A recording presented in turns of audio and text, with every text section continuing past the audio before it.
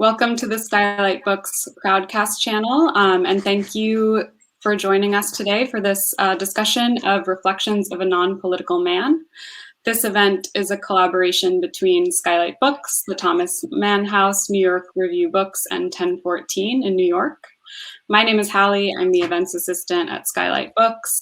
For those of you who don't know us, we are a general bookstore in the Los Feliz neighborhood of Los Angeles.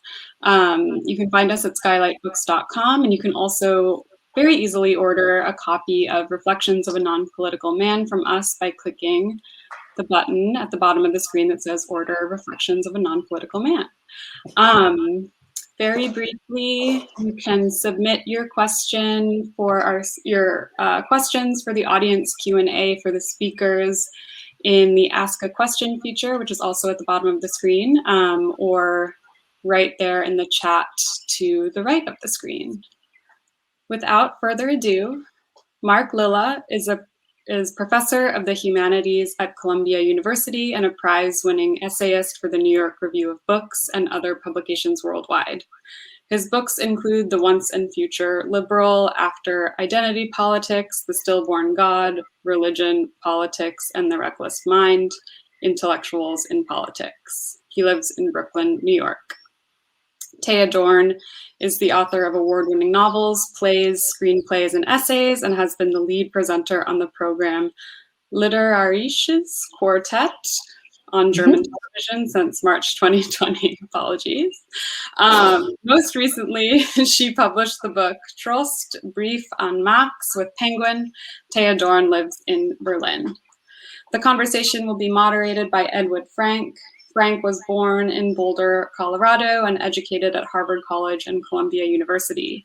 He is the author of Snake Train, Poems 1984 to 2013, and the editorial director of the NYRB Classics series.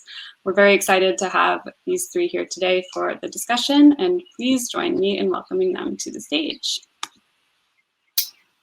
Thank you, Hallie, and thank you, Mark and Thea, and also to the Thomas Mann House and Skylight Books for sponsoring this event, and thank you all of you who are in attendance virtually. Let's see, I'll say a few words about this legendary book, a notorious book in a way that has been out of print for quite a long time in English, and that we have just reissued together with the essay that, in some sense, that Mann wrote at the beginning of the First World War in support of the German war effort, and also together with, and these are both appendices to the book itself, which is a long book, an essay from the early 20s, or an address from the early 20s that Mann delivered on the German Republic, in which, in some ways, he recants the position that he develops in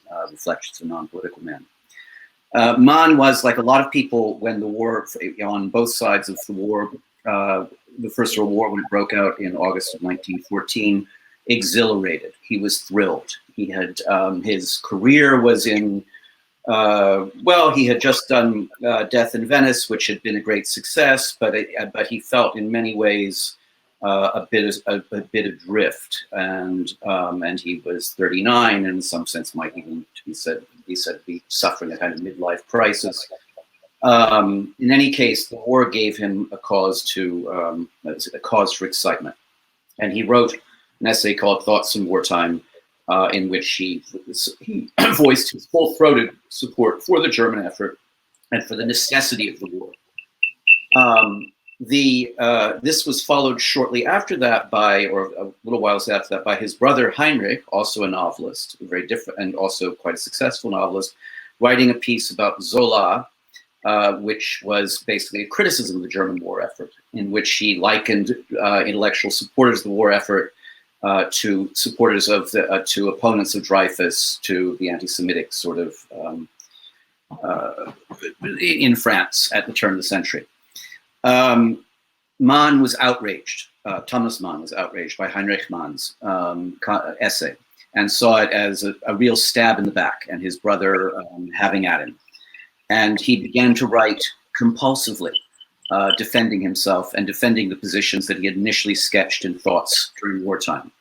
He continued to write the book, which is about 500 pages long in the current translation, throughout the war, adding to it. It was a book, he says in the introduction to it, when it was not published finally until, I believe actually until shortly before the German, before the German defeat. In the fall of 1918, he was still adding to it in 1918. In his introduction to it, he says, this is a book that is not a book. Elsewhere, he says, this is a digression that digresses. It covers pretty much everything from his own career to the music of Palestrina to his relationship to Nietzsche. But overall, it is what we would think of, as Mark says in his introduction, as a classic example of 19th and 20th century European reaction, defending a notion of a kind of a national spirit or soul, which he sees being under attack by civilization, and worst of all, by the person he calls civilization's literary man, which is to say his brother Heinrich, whose name I think he never deigns to actually mention, but nobody would have had the least doubt who he was referring to. So this is the book. This is a book that over the years has, well, I mean, it seemed some of the things that Mann says in the book seem to be continuous with things that supporters of the Nazis would later say. So it became a problematic book for Mann, but it was one that he would never renounce altogether. He would always say, claim that it was a book that reflected his reflected his views to a degree, even though after the war he actually did become a Democrat and a Republican in the old sense, not in the American sense. Anyway, that's in a nutshell how the book came to be and what this strange screed, cum political argument, cum confession, cum family argument that we have now made available to readers of English again with Mark's introduction. And I think we thought we would begin by, Mark, you were going to read this sort of crucial paragraph from Thoughts in Wartime, in which he lays out the distinction between culture and civilization that is crucial to the book. And we may have some other readings along the way, and then Thea and Mark will run with it. So why don't we, without any further ado, as we say. Yeah. Whoops. Is that better? You're not vibrating and echoing at this point. Okay. All right. Mark, do you have the event open in 2 tabs by chance?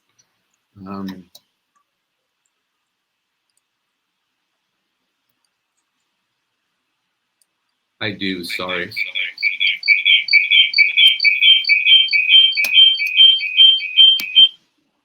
that better? Much better, thank you. Okay, sorry about that. Double attended. So the paragraph I'm about to read, you have to bear in mind that Thomas Mann's Gutenbergs was a kind of national event. Everyone loved the book despite its, or perhaps because of its kind of lugubriousness at the end. And he had written short stories. He'd written a while ago a novelization of his relationship with his soon-to-be wife. And he had not written a word about politics at all. And one day, Germans open their newspaper and they read this. Civilization and culture are not only not the same, they are opposites. They are among the many expressions of the eternal contradiction between spirit and nature. No one would deny that Mexico had a culture when it was discovered by Europeans, but who would argue it's civilized? Often culture is just stylish savagery, not the contrary of barbarism. Of all the ancient peoples, perhaps only the Chinese were truly civilized. Culture represents unity, style, form, bearing, taste. In short, a particular intellectual, spiritual organization of the world, no matter how adventurous, bizarre, wild, bloody, and terrible. Culture can involve oracles, magic, pederasty, warrior gods, human sacrifices, orgiastic cults, inquisitions, the burning of heretics, grotesque illnesses, witch trials, a vogue for poisoning, and other colorful abominations. Civilization, on the other hand, invokes reason, enlightenment, moderation, moral education, skepticism, in a word, spirit. Spirit is civil and burgerly, and the sworn enemy of the drives. It is, and the passions, it is only a seeming contradiction to say that it is hostile to genius. So what was shocking is that this notion of a kind of, almost chthonic view of cultures as stirring up these deep spirits, sort of, where the wild things are, and them coming out. There was not a trace of any of that in Mann's fiction up until then. And suddenly he's repeating what in fact are kind of platitudes of other thinkers at the time who were playing with the same things, thinkers like Bachofen and people like that. So that paragraph shocked a lot of people, and it has remained in the memory of a lot of German people who care about literature.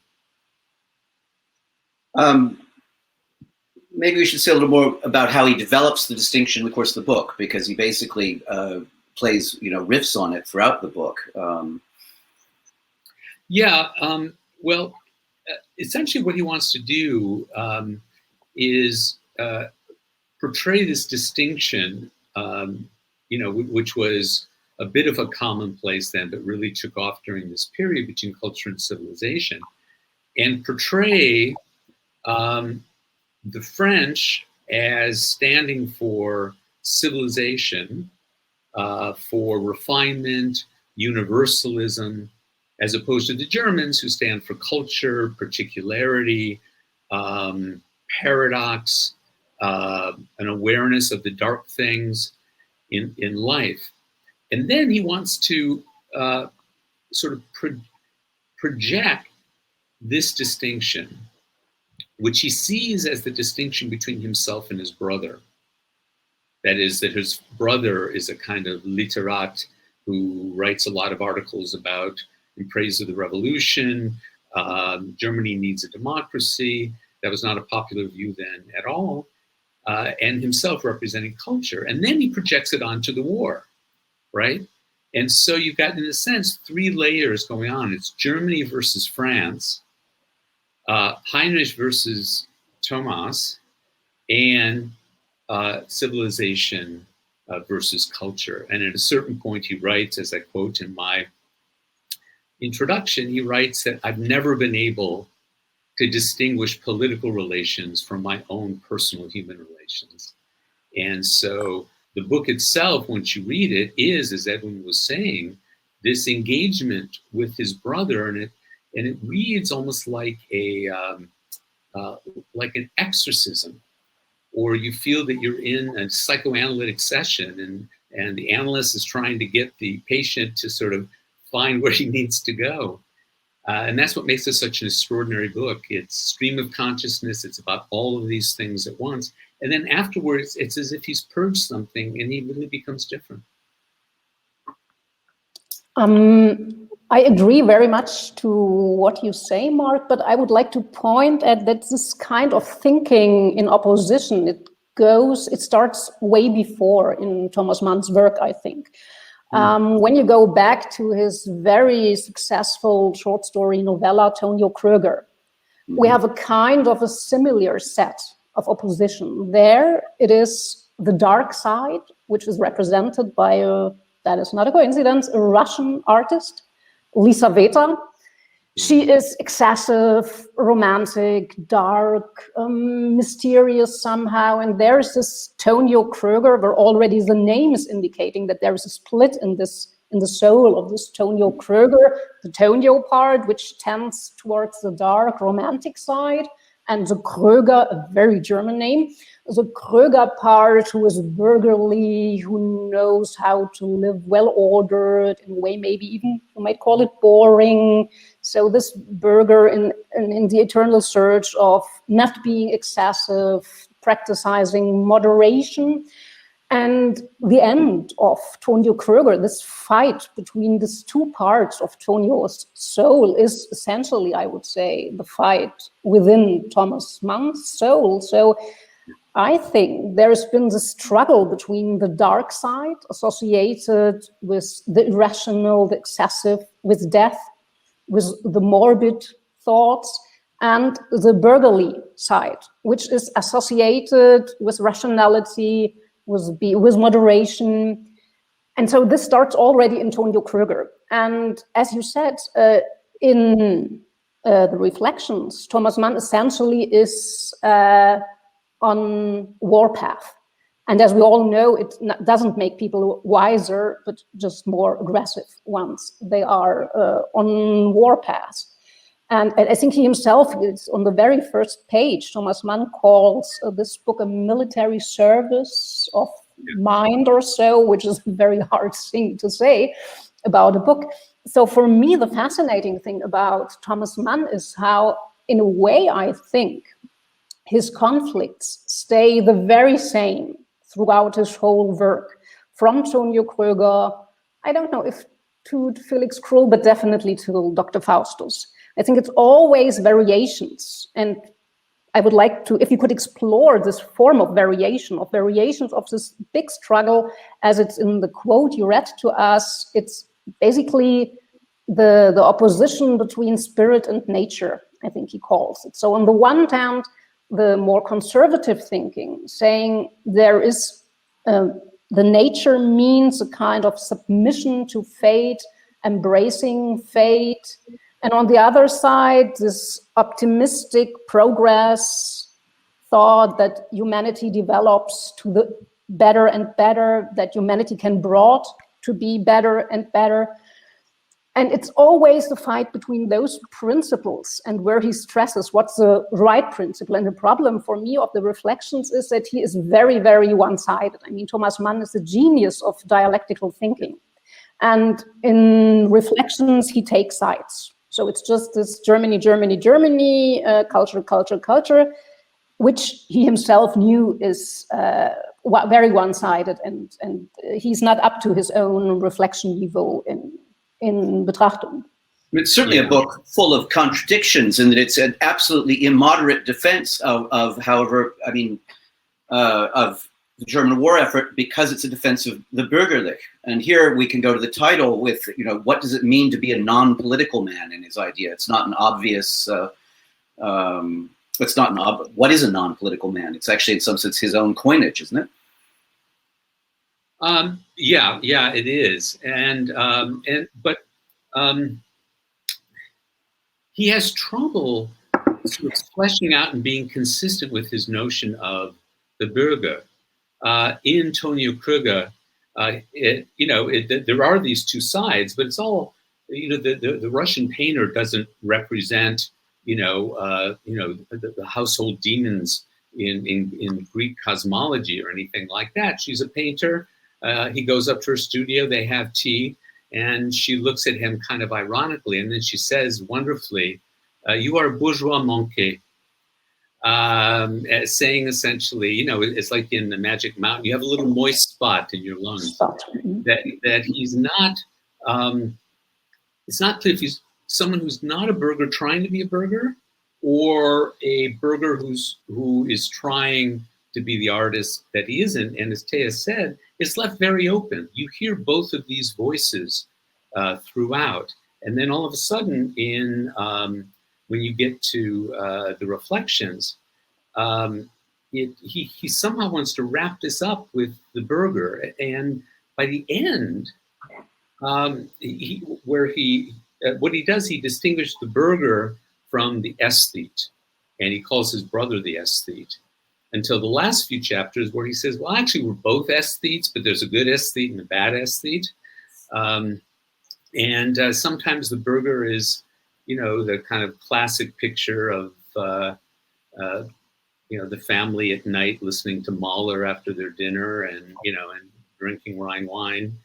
And there's this other picture of the burgher who is, the shopkeeper, the bus driver, someone who is just there in society and assumes that politics is, something they take care of. As you say in Italian, cosa loro. They take care of that stuff, and we live. The wise artists and the bus drivers, we all get along, and we don't mess with politics. But then there's this alien type, this aesthete, who has been inserted into the bloodstream of Germany since the French Revolution. It was an alien element.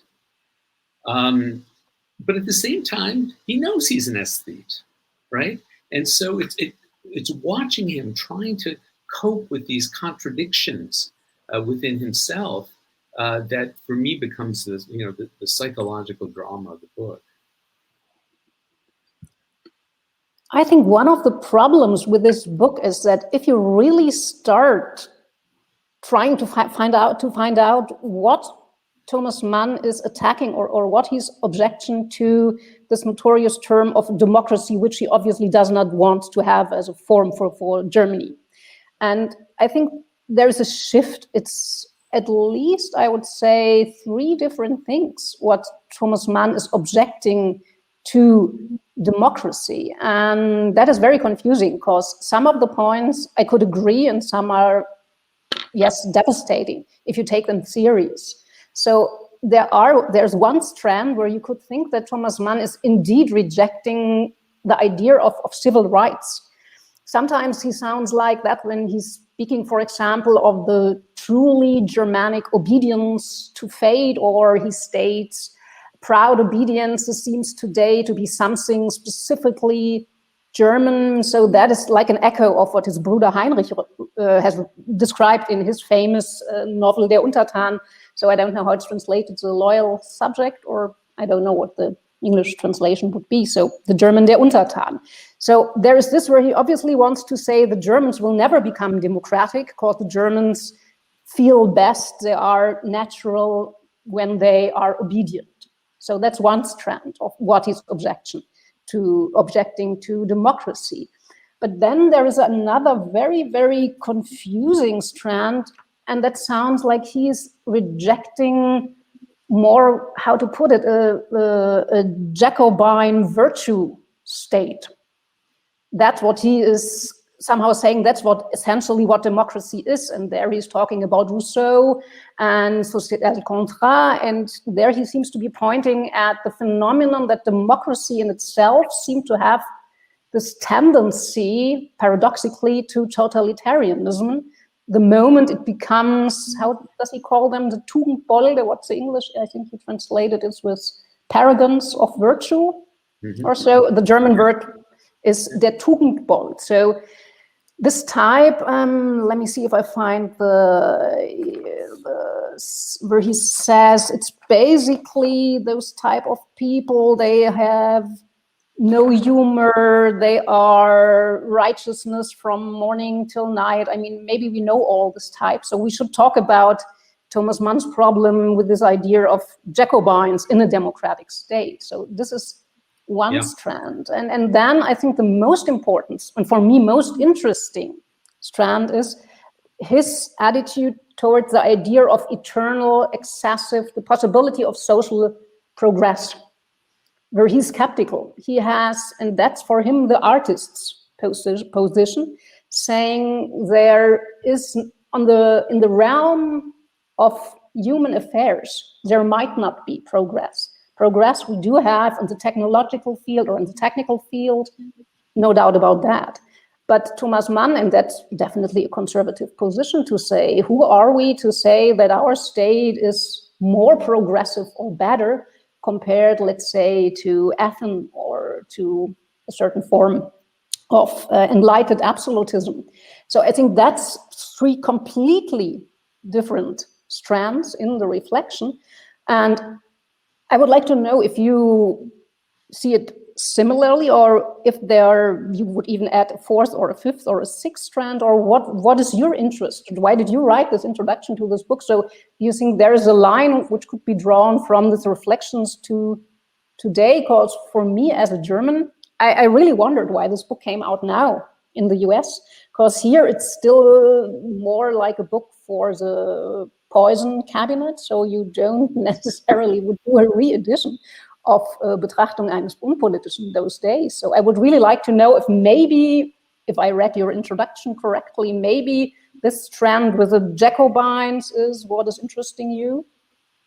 Yeah, no, well, originally it was just actually from the point of view of the artist. So the only thing I would add to what you say is that in the three categories that you mentioned, what concerns him is democracy understood as a political principle and democracy understood as an aesthetic principle, or something that aesthetics can contribute to.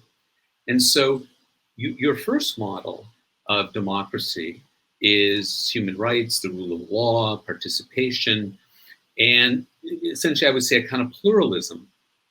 And that picture of democracy as a kind of pluralism goes along with what you might call a psychological existential pluralism, that there are many ends in life, there are different sorts of people, we're complicated creatures, and that the novel arose in the democratic age because it captured some of the pluralism that exists in society and some of the pluralism that exists within us, and tries to capture that and play with it without reducing it. The Jacobin tendency is in that sense anti-democratic and not democratic, because there the idea is that we're a marching army dedicated to realizing justice and perfection on earth, and we all have to get into line. We have to get into line in the political sphere, but we also have to get into line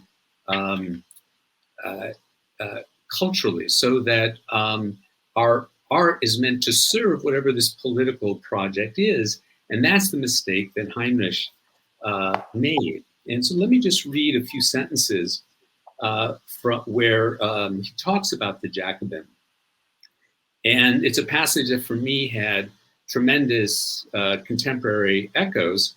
It was not on my mind when I first suggested doing the book, which was actually many years ago, but it leapt out at me.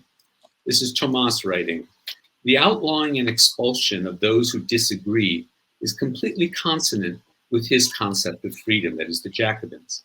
Since he believes he possesses the truth, the blindingly clear truth, his love of truth is in a bad way. He imagines himself justified, yes, morally bound, to relegate to the deepest pit every way of thinking that cannot and does not want to recognize what glitters so absolutely for him to be light and truth. There's only a yes or a no, sheep and goats. One must come forward.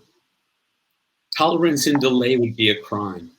He believes he has to save his soul by not spending one more hour of even apparent companionship with obstinate fools who do not see what he sees. And that is, for Mann, I think, a disaster politically, but it's especially an artistic disaster because it leaves out the free play of the imagination, the development and the filtering of complex, unfiltered reality through the filter of the personality and the imagination of the author. And then what you get is simply agitprop. You get the films they used to make in the Soviet Union in the 1950s, Girl Meets Tractor, right? And the Chinese would produce those things. And in the 1930s, there were American writers who were communists and part of the Popular Front. And they were writing novels that were just like that, where the working class hero always is purely good and he overcomes the capitalist and all will be right for the world. And so he sees this as a double disaster, the Jacobinism.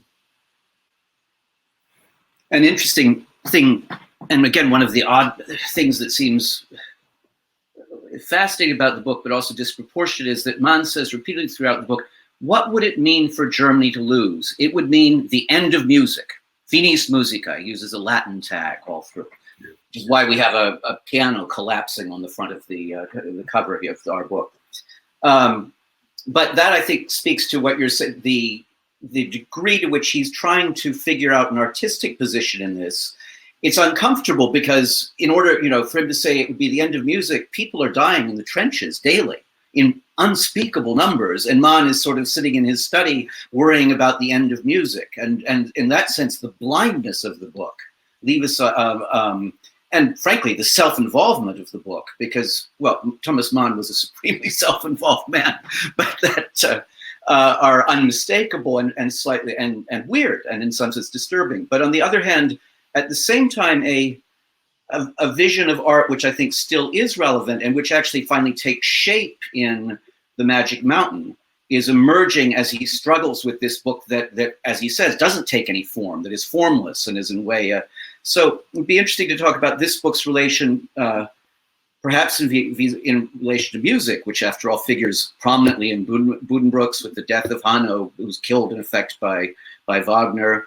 And of course, in the Magic Mountain, where there's the Lindenbaum at the end, and then finally in Dr. Faustus, how this book relates to Mann's fictional work, above and beyond what you said already about Tonio Kröger, both of you said.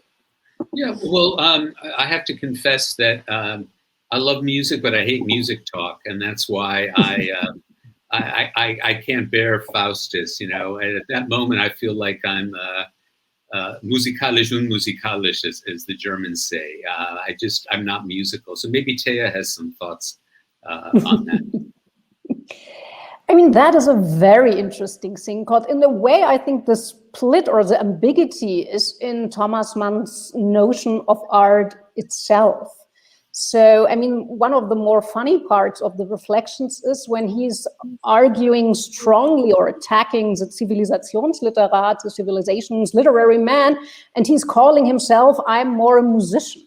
So, in a way, the novelist, the writer, the literary man, Thomas Mann, calling himself a musician, and by this he's putting himself on a very special concept of art, namely the romantic concept. But when you read Thomas Mann's novel, I mean, he is not this excessive romantic type of a writer himself at all. He is way more, when you take the famous definition by Goethe, that the romantic is the sick and classical is healthy. Thomas Mann himself, he is fascinated by this dark romantic idea of art, but he himself as a writer is so well organized, and he's way more like Goethe than, let's say, like a Heinrich von Kleist or one of those really excessive romantic writing demons.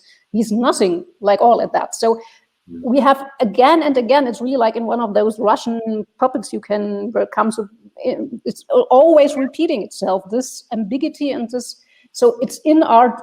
So there is the split in the sphere of art between the music and literature. And that's why in Reflections, he sometimes said that literature is civilization, music is culture. So here again, he's reproducing. And this he has for basically the rest of his life. There's another very famous speech or lecture Thomas Mann delivered in the US in May 1945.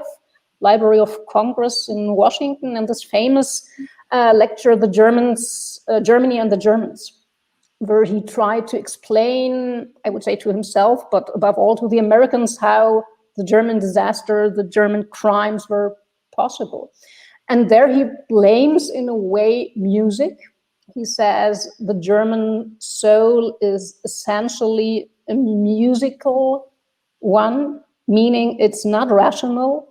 So it's open to the excessive, dark part. So, and I mean, that again is not all music is like that.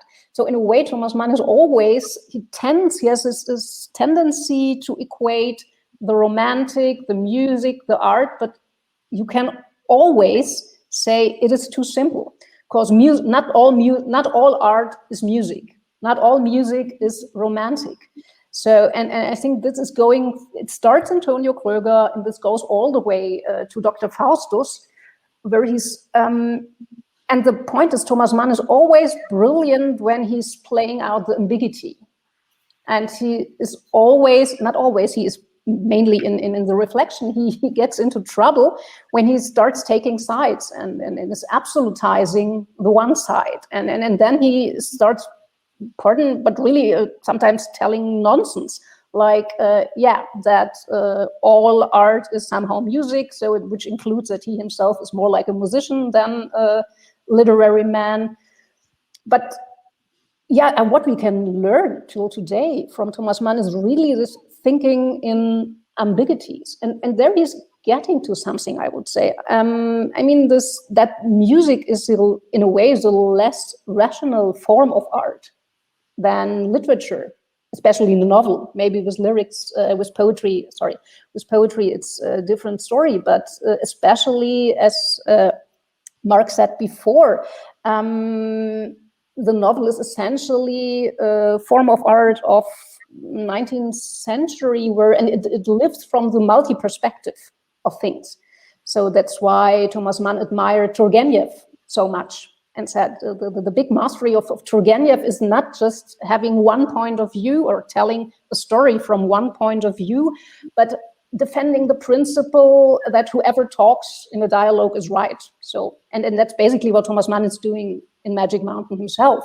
Whenever Settembrini speaks or talks, Settembrini is right, and whenever Nafta speaks, Nafta is in a way right, or they are both not right, but that's a different story. So, and the music is, that's an invitation to surrender yourself for Thomas Mann. I mean, he was a big Wagnerite, and Wagner's operas definitely are nothing about multi-perspective, I dare say. So there, again, he has these two parts, the split in his soul, in the good old German Faust way, this, alas, two souls are dwelling in my breast. He knows all the time. And so there is this constant craving for this dark romantic attitude, the decadence. And on the other hand, there is a burgher who all the time knows he must and he will save himself from this jumping into the abyss, from surrendering to the irrational, like, let's say, Heinrich von Kleist did, or Friedrich Nietzsche in a way did. No, it's interesting. I'm immediately brought to mind of Hans Krosdorp at the beginning of the Magic Mountain, where, he's still in Hamburg, and the way he likes to spend his time is he takes these cigars he loves, and he sits out at a cafe and he listens to concerts, and he sort of falls into a trance. This is a very practical young man, and his mouth opens and he's just absent. So it's not that he's experiencing something, it's like an absence, almost a meditative state that he gets in. And what you say actually makes me reconsider, or make me want to reconsider the portrait of Schönberg in Dr. Faustus. Because if there ever wasn't a 19th century musician, I would think it would be Schönberg. But on the other hand, he turns him into a mystic. And in fact, what I've read about Schönberg is that he had a mystical view of what his system was, that it wasn't meant to be, a Tinker Toy set where you build a structure, but rather it really permitted every feeling and thought and experience to sort of permeate it. And so what ties that together, I think, is that music is disembodied, right? And that a musical people, I'm putting words into Mann's mouth, will have trouble getting down to earth, right? Music in Hegel's aesthetics, is the most ethereal. Music and then poetry are the most ethereal, disembodied of the arts. But then, in order to become something in the world, they have to become embodied, he says, right? I wonder if maybe that's what he means too. Is that the otherworldliness that comes along with being musical?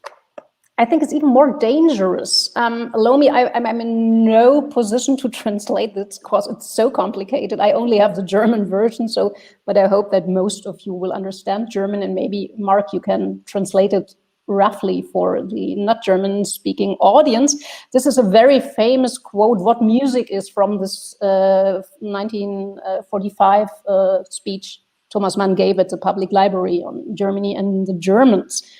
And there he is explaining what music is. And he says, sie ist christliche Kunst mit negativem Vorzeichen. Sie ist berechnetste Ordnung und chaosträchtige Wiedervernunft zugleich. An beschwörenden, inkantativen Gesten reich, Zahlen Zauber, die der Wirklichkeit fernste und zugleich die passionierteste der Künste, abstrakt und mystisch. Soll Faust der Repräsentant der deutschen Seele sein, so müsste er musikalisch sein. Denn abstrakt und mystisch, das heißt musikalisch, das ist das Verhältnis der Deutschen zur Welt. So that's, I mean, it's a very elaborate way of saying it, but basically that's what we are trying to point at, that the music, and I think not only for Thomas Mann, he got it right, for all the big composers, for Beethoven, for Wagner, even for Schönberg, who thought of himself as a Deutscher Tonsetzer, as a German composer, even though he was Austrian. He always thought himself of being German when it came to music, Schönberg. And this weird connection, the abstract, the mystic, the demonic, in the end, that's the music, which is a very special way of understanding what music is. But obviously that's been Thomas Mann's always this. On this side of the abyss, there is a music, and on the other side, there's rationality, reflection, and so on. Always this culture, civilization thing. So to say, music is not civilization, music is culture. Yeah, I'm reminded of, correct me if I have this wrong, but I think that from reading the diaries, the day that they get their first phonograph to play records in Germany is a huge day for him. Yes. And the family was all excited about it.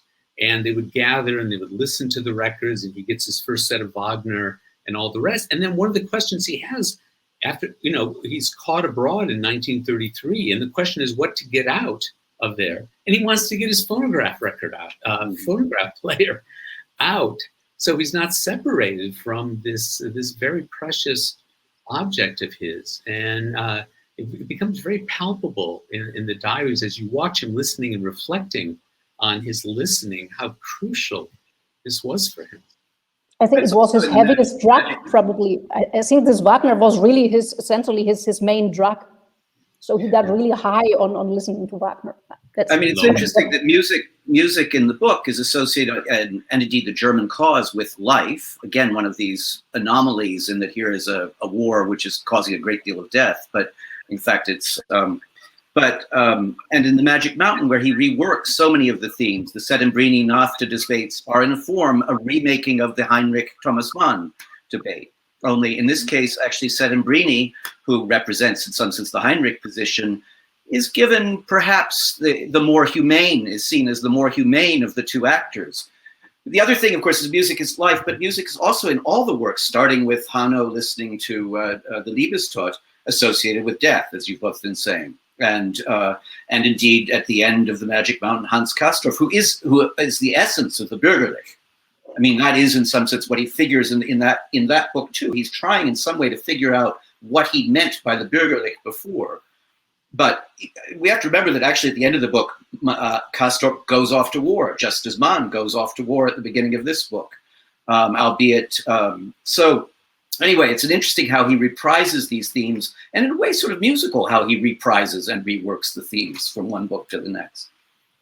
Yeah. It's a very important thing what you said, because I think this concept of, what's the term? I think it's sympathy with death, which he takes from this composer Pfitzner, and this plays an important role in the reflections, where he says, in a paradox way, in order to love life, in order to be humane, you have to feel, in a way, sympathy with death, which seems to be a paradoxon, or a paradox. And I mean, that's one of the subjects I think we all are thinking of over the last 12, 15 months, where death came closer to us due to the pandemic. And I wonder if Mann is there maybe he's onto something, because he's realizing that the moment you say life has to kept clean from illnesses, there's not allowed to be any fascination with the morbid or even fascination with death, then it becomes perhaps more inhumane than to say we have somehow to embrace, we have to deal with the sympathy with death. We're not allowed to ban it or to repress it. I think that's one of the things Thomas Mann tries to say throughout, from Tonio or even from the Buddenbrooks till Dr. Faustus. But he says it's so highly ambiguous because the sympathy with death can easily end in a nihilism, can be so destructive. But on the other hand, if you suppress or repress the sympathy with death, you end up as a virtue Jacobin, thinking that eternal progress is possible. And I think that's a big fight, and the most interesting fight maybe for today, when we ask ourselves what we could somehow learn, or how to put it, from Thomas Mann and his lifetime struggles or questions he asked himself.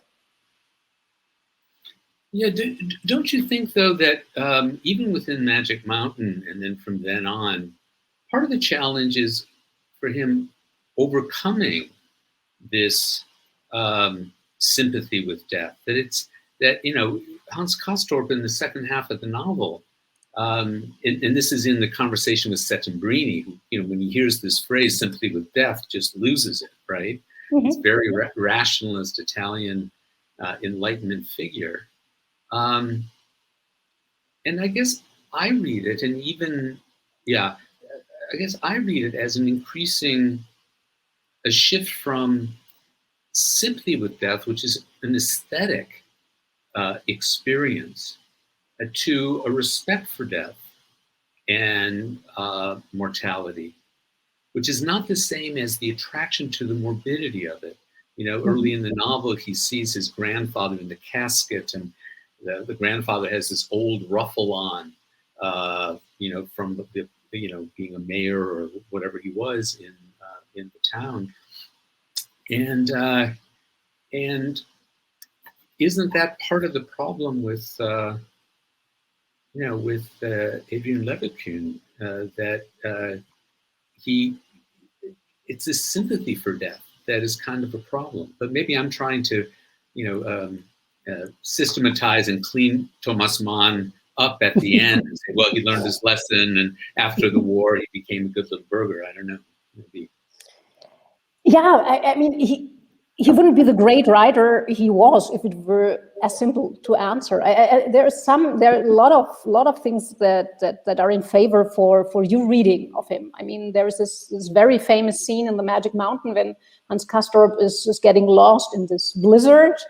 And there is this moment where he's leaning against a cabin and the snow's all over him. And then he thinks, okay, it's just one step away from just closing the eyes and saying, okay, death, come and take me. And then he has this dream culminating in the thought that der Mensch soll der Liebe und Güte willen dem Tod keine Herrschaft einräumen über seine Gedanken. So if I try to translate it, that man shall, for the sake of love and kindness, not allow death to gain power over his thoughts.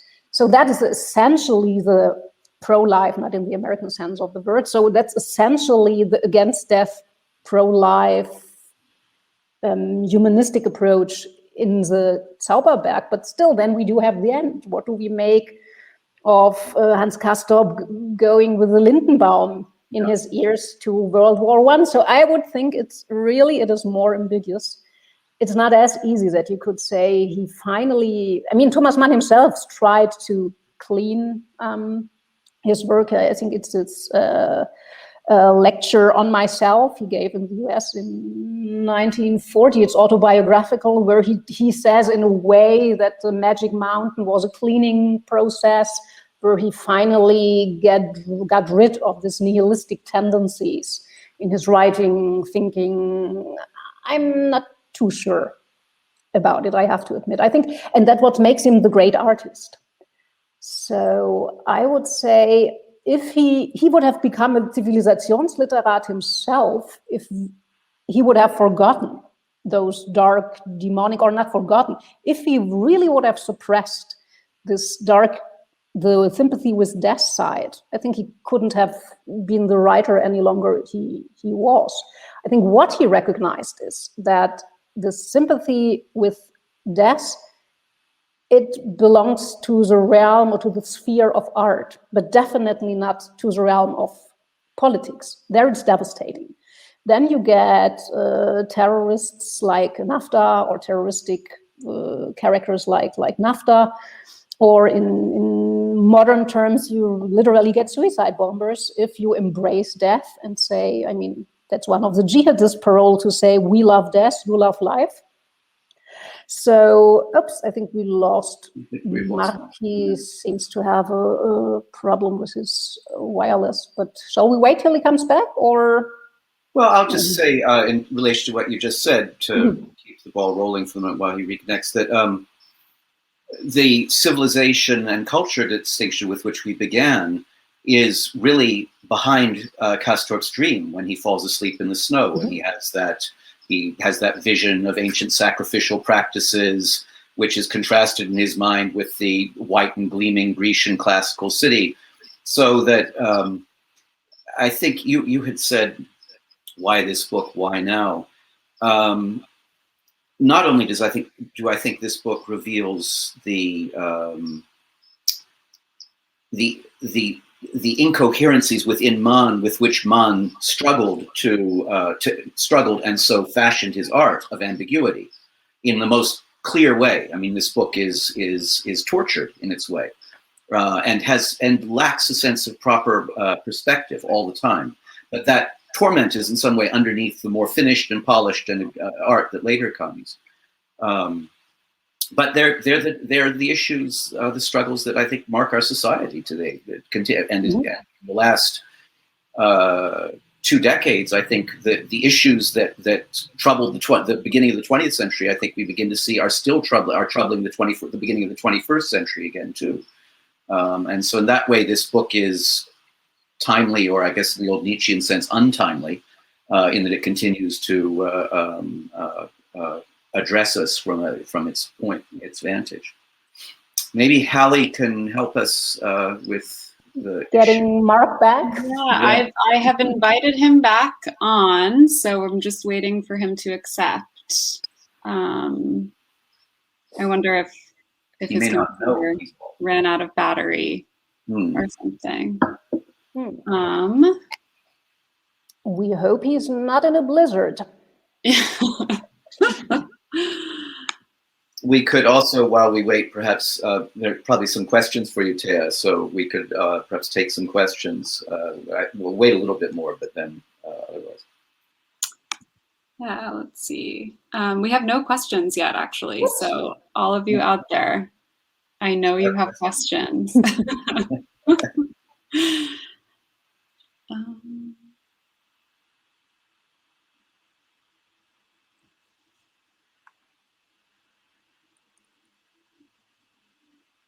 Oh, he had a power outage. Oops. Okay. Yeah. Interesting. So if you all want to keep chatting while he gets that sorted, until we get some audience questions. Maybe you, Edwin, could read something from... Well, no, I wasn't expecting to read myself, so I'm not really prepared, but... though, and in fact, what I need to do, if I am going to read something, is look at the edition that I read the book in, which is the old edition. That there are extraordinary moments in this book. I mean, utterly grotesque moments, as you have gestured to. There is, for example, a scene in which Mann talks about the extraordinary progress made in the manufacturing of prostheses.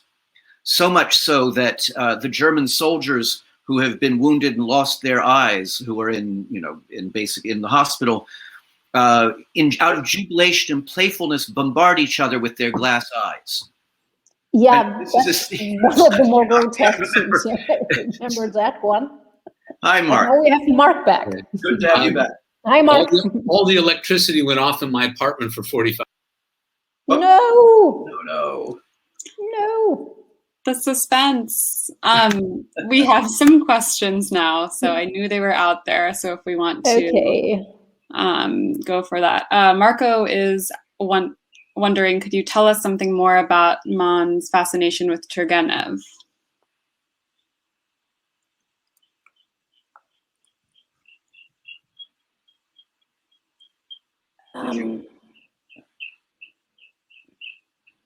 Or is that a Mark question? I mean, I can just answer basically what we said before, that when he's referring to the Turgenev novels, what he admires the most is that they are not taking sides. There are no agitprop in modern, to use the modern term, that they are stereoscopical, I think is the term Thomas Mann is using.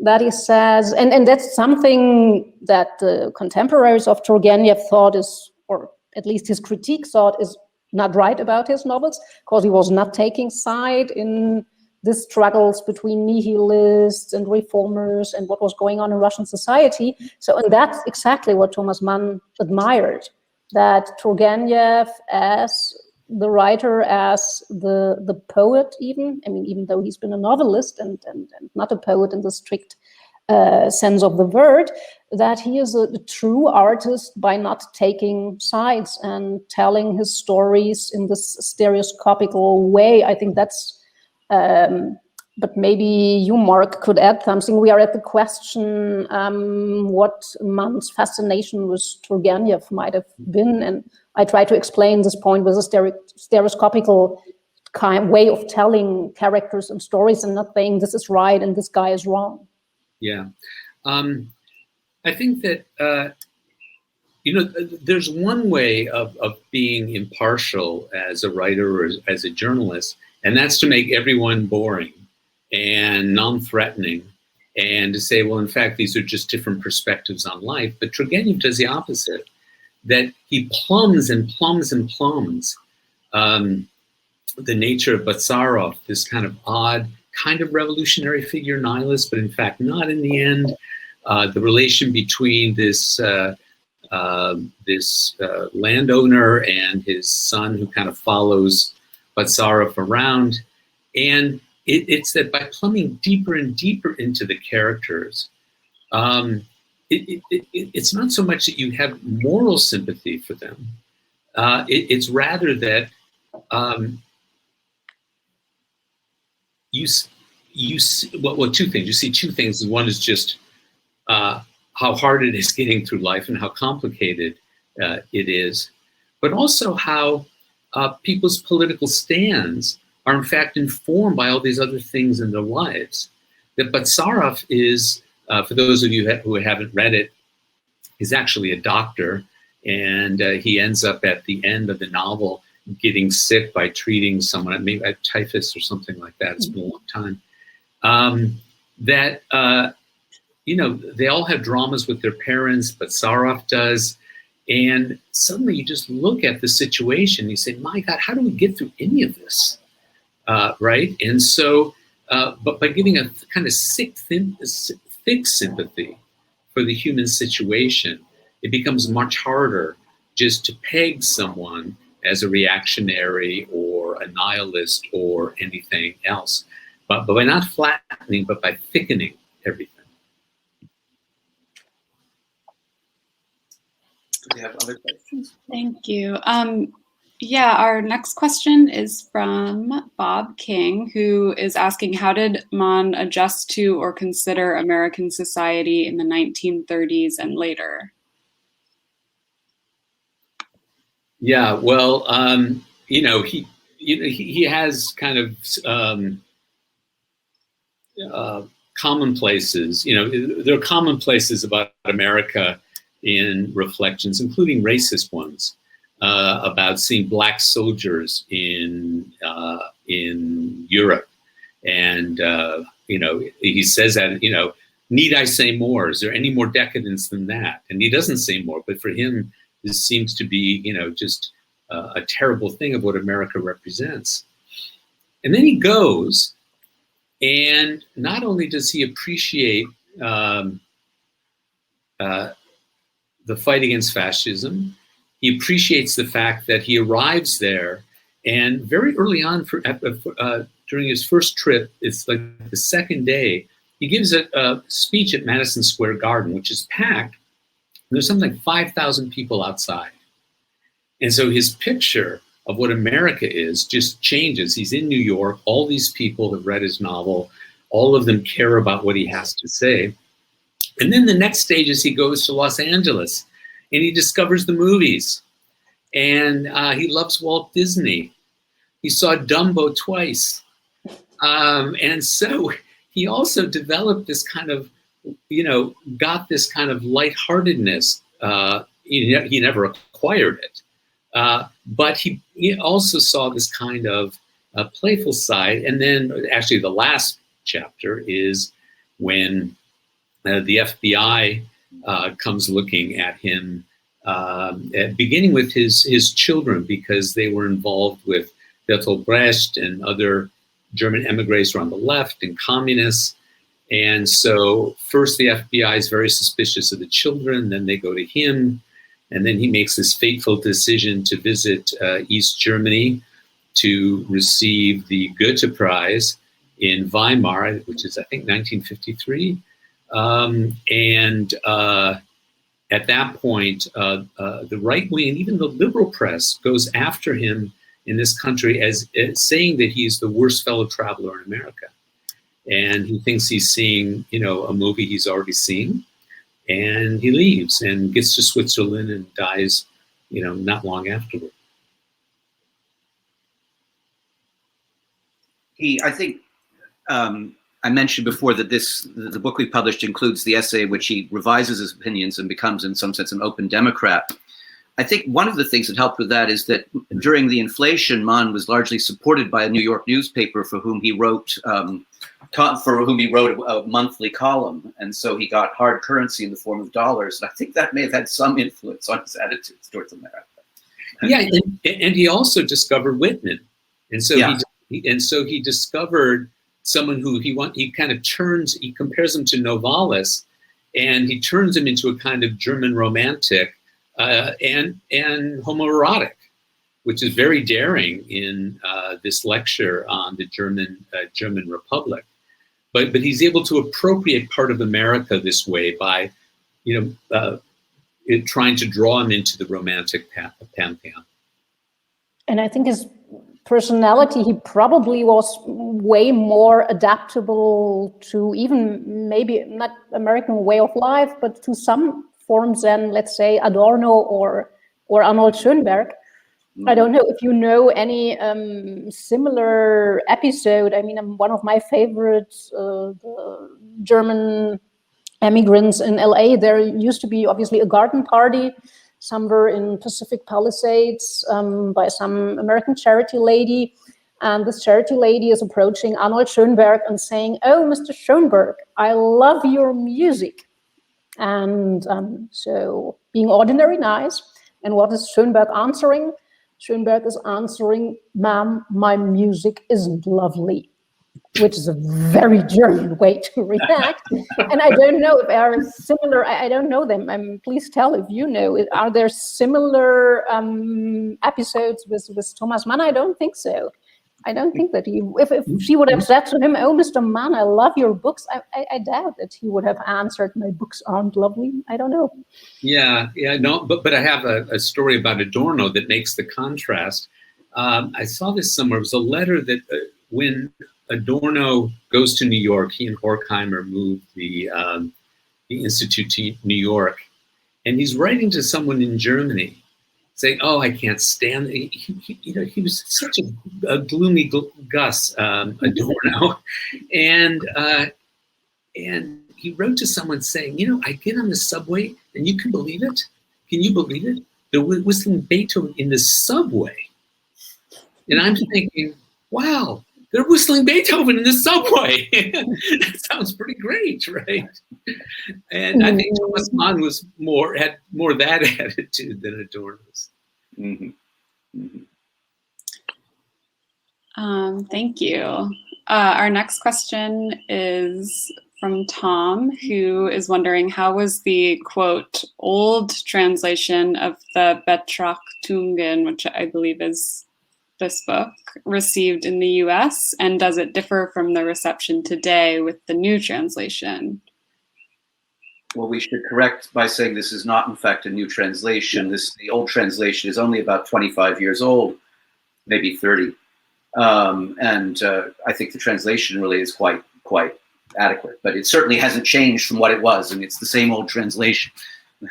On the other hand, on the German Republic, which is an extensive address, I mean, it's about 25, 30 pages, was previously published in a collection of Mann's essays as translated by the woman who was his translator while he was alive, H.T. Lowe Porter. And that was substantially cut, and in some sense arguably Bowdlerized, because the homoerotic content of this lecture, which again is very personal. It's a curious thing how the political merges from the personal in Mann very directly in both this and in that. But that material, in any case, was cut from it, and this is the first time that that essay appears in a book form in English in its entirety. Yeah, I looked at some of the reviews of the translation when it was first published. Walter Lacour did a very interesting one. There were one or two others, but they took the book completely to be a historical document to show that, and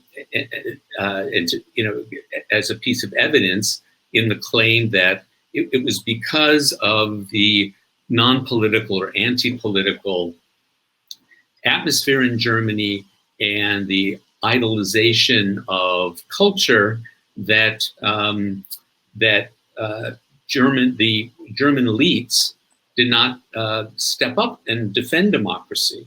And so when there was this uprising from below, they thought this has nothing to do with us. And that's the line, and I agree with it. Fritz Stern and Wolf Lepenies in Germany have written books about this. But what was missing, what I tried to bring out in the introduction, is it leaves out just the intimate struggle Thomas Mann as a human being is having, both as a brother, as an artist, and as a German, trying to sort through these very serious issues. So, mainly historians have been reading it as, a kind of source book to show how you got this particular kind of aesthetic political reaction. But the book is much richer than that. And if you read it just with a psychological eye, it's as gripping as a novel. And also the memoirs of Schreber, it reminds me of, which New York Review books also, where there are these patches of lucidity and reason, then all of a sudden Mann will just lose it and become very cruel and reactionary. And then the next day it feels a little different. So it can be read also, at this layer, which is why I was eager to see it brought out. Thank you. I think we have time for one more question from Valerie, who says, "Hi, you just said that the issues that preoccupied people at the beginning of the 20th century are still the ones that are preoccupying us now. Specifically, which issues do you see?" I think one of the big issues Thomas Mann is struggling with is this question: is there in the sphere, in the field of the social, is there really an eternal progress possible? Is it possible to, let's say, install, as Karl Popper put it, to install heaven on earth? Or is everything what will happen or will come out is hell on earth? So I think this is a big question. So for me, I read this book for the first time some 20 years or so ago, and now reading substantial parts in English, which is a very weird experience for me.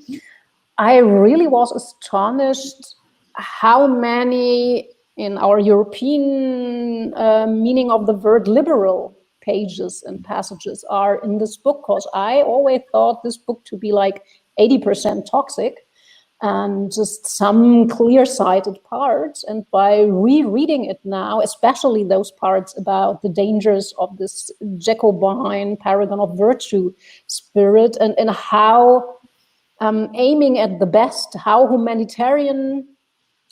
humanistic attitude can become itself in a way terroristic. So what Thomas Mann is trying to, or what he's one of the subjects of Magic Mountain later, I think this is a big issue. Or, yeah, again, the subject, what do we do with sympathy with death? Is it really something we should completely ban as a dangerous, potentially nihilistic principle?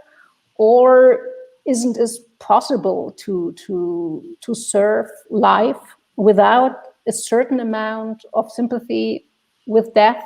And then which form should it have? Should it strictly, what I would propose, that maybe this is one of what art is about, to say there is a place where we can live out, act out the sympathy with death, but definitely not in the political sphere.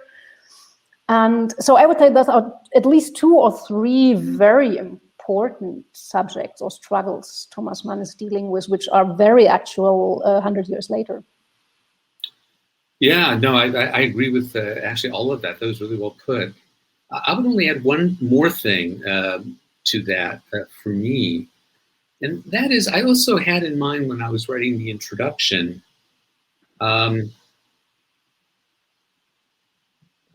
just the American situation, the American situation when it comes to the relation of the individual artist and the imagination and democratic society.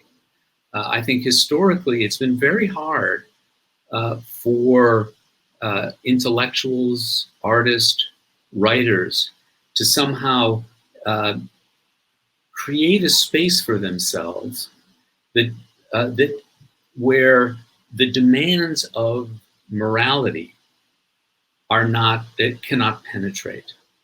And that is not because there's a superiority or the artist somehow has a special line to truth or heaven, but rather just simply to be the self. And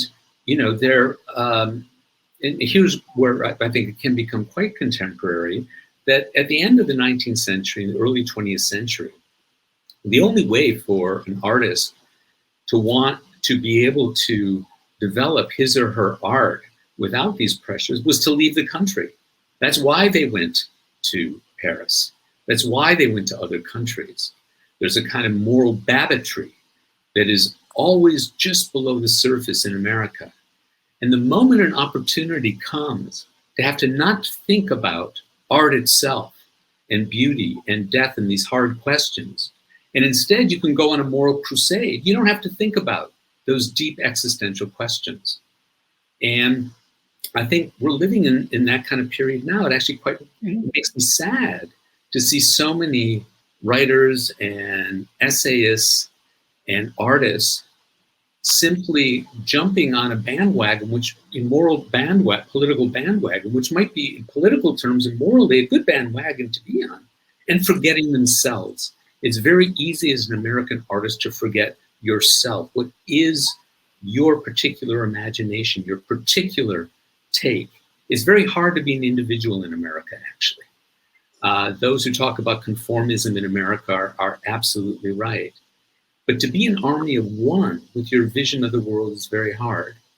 And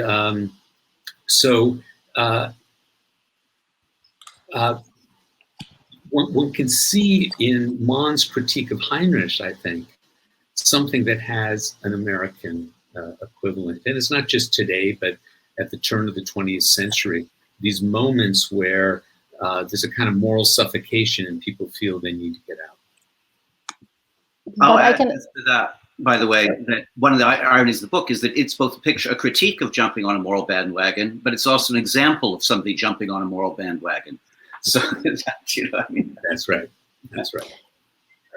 Yeah, maybe the best is, I think, Thomas Mann himself is using it again in Magic Mountain, these famous words of Jesus, give the emperor what belongs to the emperor, and give God what belongs to God. And this could be translated into give civilization what belongs to civilization, meaning the sphere of the civilized political, and give culture what belongs to culture, meaning to the sphere of the existential, the art, maybe even sense of humor. And I can assure you, Mark, that it's this what you were describing about the moral crusades and poisoning, in a way, the sphere of art. It's same story in Germany. So Protestant countries, interestingly, I think. The Nordic countries, Germany, Italy, not so much. Spain, not so much. True. But it is there. You know, just what you said about rendering unto Caesar, I ran across when I was making notes for this today, a passage in his diaries where he writes to himself, democratic idealism, do I believe in it? Am I only adopting it as an intellectual role? Well, in any case, it is well to remember this world. So essentially saying, I'm doing my duty. Whether I believe all this democracy stuff, I'm not so sure. But, you know, I'm rendering to the Caesar who has now saved me.